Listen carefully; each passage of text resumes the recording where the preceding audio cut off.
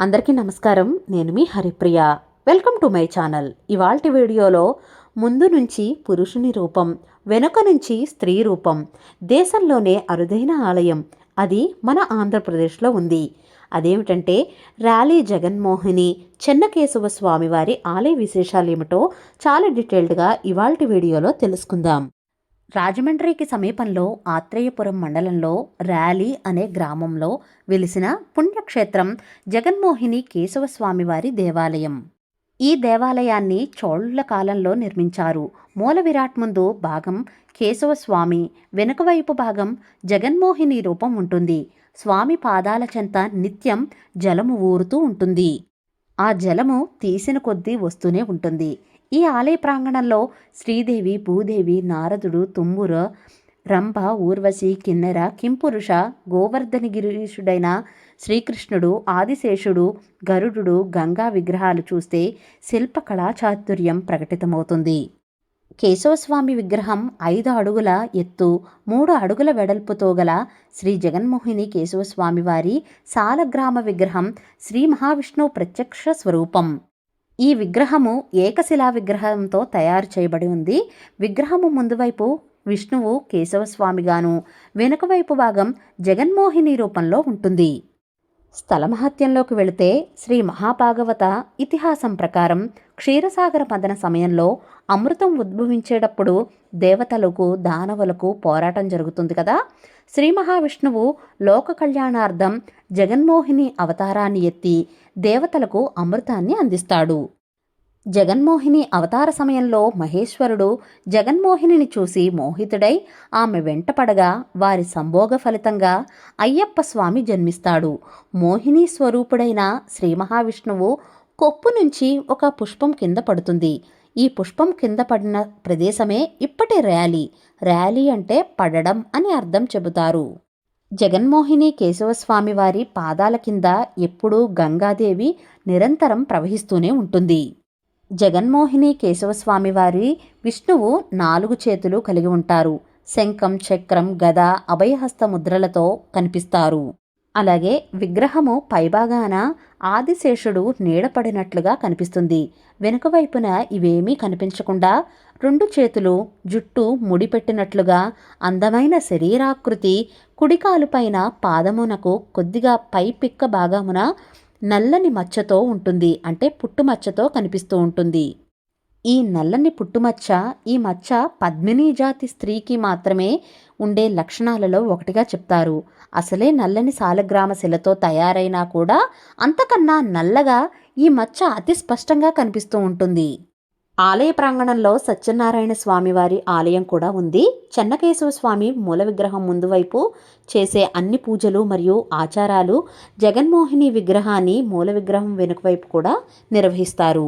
భారతదేశంలో జగన్మోహిని ఆలయాలు 2 ఉన్నాయి. ఒకటి ర్యాలీలో ఉంది, మరొకటి గోవాలో పొండాలోని మహాలస అనే నారాయణి వద్ద ఉంది. ఈ ఆలయంలో స్వామిని బదలీల స్వామిగా అని కూడా పిలుస్తారు. అంటే ఉద్యోగాల్లో ఇక్కడికి వచ్చి స్వామికి పూజలు చేసి ట్రాన్స్ఫర్స్ కోరుకుంటే కనుక వారికి నచ్చిన చోట ఉద్యోగంలో ట్రాన్స్ఫర్స్ అయితే అవుతూ ఉంటాయని ఒక చిన్న నమ్మకం అయితే ఉంది. ఆ విశ్వాసం ఈ ప్రాంతం ఉన్నప్పటి నుంచి కూడా మనకు కనిపిస్తుంది.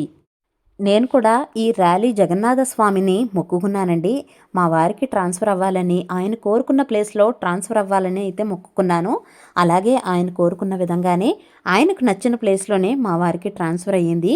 ఆ తర్వాత 5 కొబ్బరికాయలు అయితే కొడతాను అని మొక్కుకున్నాను. అలాగే 5 కొబ్బరికాయలు స్వామికి కొట్టి మొక్కునైతే చెల్లించుకున్నాను. మనకు గుడి ఆవరణ కూడా చాలా బాగా ఉంటుందండి. చాలా పీస్ఫుల్గా, కామ్గా, అందులోనూ తూర్పుగోదావరి కదా, పచ్చని పొలాలు, కొబ్బరి చెట్ల మధ్య ఎంతో ఆహ్లాదకరమైన వాతావరణంలో ఈ ఆలయం మనకు కనిపిస్తూ ఉంటుంది. ఇంకొకటి ఏమిటంటే స్వామిని గర్భగుడి లోపలికి వెళ్ళి కనులారా స్వామిని చూసుకునే అవకాశం అయితే లభిస్తుంది. ముందు స్వామి అవతారం, వెనుక ఏమో మోహిని అవతారంలో స్వామి నిజంగా చాలా అందంగా, నిజంగా నా మనసు అయితే ఆ రోజైతే నిండిపోయిందండి. చెప్తున్నాను, ఎంత అందమైన స్వరూపం అంటే స్వామిది చెప్పలేను, మాటల్లో వర్ణనాతీతం అనే చెప్పచ్చు. ఈ గుడికి అభిముఖంగానే శివాలయం కూడా ఉంది. అక్కడ కూడా పూజలు అవి బాగా జరుగుతాయి. స్వామికి నేను దండం పెట్టుకున్నాను. అలాగే ఇక్కడ నుంచి అతి దగ్గరలోనే వాడపల్లి వెంకటేశ్వర స్వామి వారి ఆలయం కూడా ఉంది. అక్కడికి కూడా చాలామంది భక్తులు వెళుతూ ఉంటారు కదా. ఇటీవల కాలంలో వాడపల్లి వెంకటేశ్వర స్వామి వారి ఆలయం బాగా వృద్ధిలోకి రావడంతో ర్యాలీ ఆలయాన్ని కూడా మరింతగా డెవలప్ చేశారు. తూర్పుగోదావరి జిల్లా రాజమండ్రి నుంచి అయితే 30 కిలోమీటర్ల దూరంలో ర్యాలీ ఉంది. విజయవాడ నుంచి వస్తే కనుక రావులపాలెంలో దిగిపోయి అక్కడి నుంచి 3 కిలోమీటర్ల దూరంలోనే ఈ ఊరు ఉంటుంది. అంతేకాకుండా ఈ ఆలయంలో శివునకు ఉమాకుండలేశ్వరుడు అని పేరు ఉంది. బ్రహ్మదేవుడు ఈ ఆలయంలో తపస్సు చేసినప్పుడు తన కమండలంపై ఉమతో కూడిన పరమశివుణ్ణి ప్రతిష్ఠ చేయడం వల్ల ఉమాకుండలేశ్వరుడు అని పిలుస్తారు. ఈశ్వరుడికి అభిషేకం చేసిన నీరు బయటకు గాని కిందకు గాని పోవడానికి మార్గం లేదుట. మోహినీమూర్తిని చూసి మోహించిన శివుని శరీర వేడికి పైన అభిషేకం చేసిన గంగ హరించుకుపోతుంది అంటారు. జగన్మోహిని కేశవస్వామి వారి కళ్యాణం చైత్రశుద్ధ నవమి నుండి పౌర్ణమి మార్చి-ఏప్రిల్ వరకు నిర్వహించబడుతుంది. వైశాఖ శుద్ధ ఏకాదశి నుంచి పౌర్ణమి వరకు శ్రీ రమా సహిత సత్యనారాయణ స్వామివారి కళ్యాణం కూడా నిర్వహిస్తారు. అంతేకాకుండా ఇక్కడ విశేషంగా శ్రీకృష్ణాష్టమి, క్షీరాబ్ది ద్వాదశి, దేవీ నవరాత్రులు, ముక్కోటి ఏకాదశి, భీష్మ ఏకాదశి ఇక్కడ చాలా బాగా చేస్తారు. ఆలయం అయితే చాలా చాలా బాగుందండి. అలాగే ఇక్కడ ఉచిత అన్నప్రసాద వితరణ కూడా చేస్తున్నారు. మేము ఇక్కడ భోజనం కూడా చేశాము, చాలా బాగుంది. అంతేనండి, ర్యాలీ జగన్నాథ స్వామివారి ఆలయం గురించి అన్ని విషయాలను చెప్పాను అని అనుకుంటున్నాను. మీకు ఇంకా ఏమైనా డౌట్స్ ఉంటే నన్ను కామెంట్ సెక్షన్లో తెలియచేయండి, తప్పకుండా రిప్లై ఇస్తాను. ఇవాల్టి వీడియో మీకు నచ్చిందా? నచ్చినట్లయితే please like, share, subscribe to my channel. మరో సరికొత్త వీడియోతో మళ్ళీ కలుస్తాను. నేను మీ Haripriya. Thank you for watching.